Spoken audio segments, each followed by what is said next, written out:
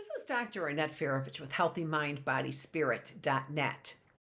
We use the term normal in psychology a lot, but more recently, students have shown some concerns using the word normal. What does normal mean? We're going to take a look at what it means to be normal in this episode of My Shorts Are Wide.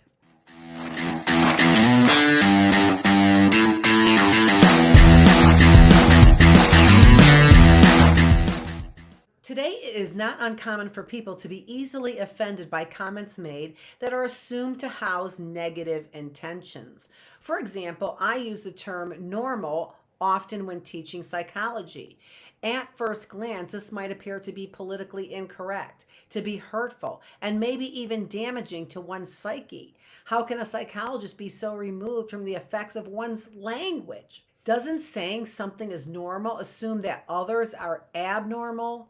The truth of the matter is that when psychologists use the term normal, they are not speaking in terms of mental capacity as much as they are speaking in terms of measuring human behavior.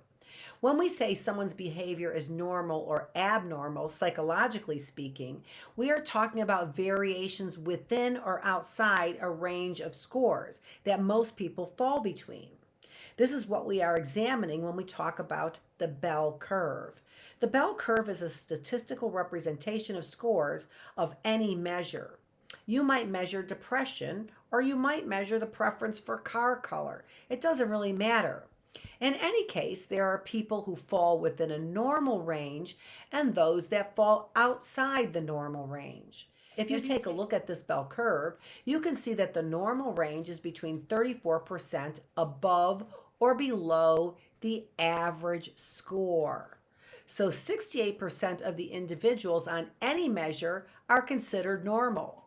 If I were measuring depression, for example, the people considered normal would be those that fall 34% above or 34% below the average score on a depression inventory.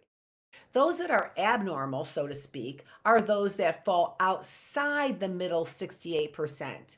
In other words, on a depression inventory, you could be extremely happy and be considered abnormal, psychologically speaking. So don't worry if you think you're not normal. Neither was Michael Jordan, Michelangelo. None of the presidents were normal. Not a single Instagram star is normal, or a dad who stays home to raise his kids. Jesus Christ wasn't normal, or Muhammad or Gandhi.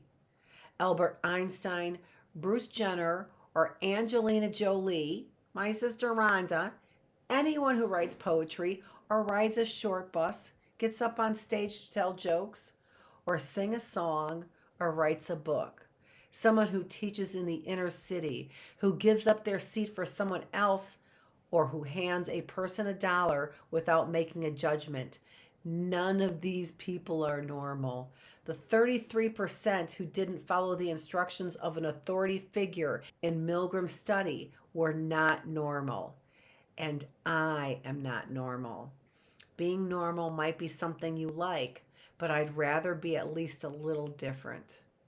This is Dr. Annette Feravich with Healthy Mind, Body, Spirit on what it needs to be normal on this episode of My Shorts Are Wide.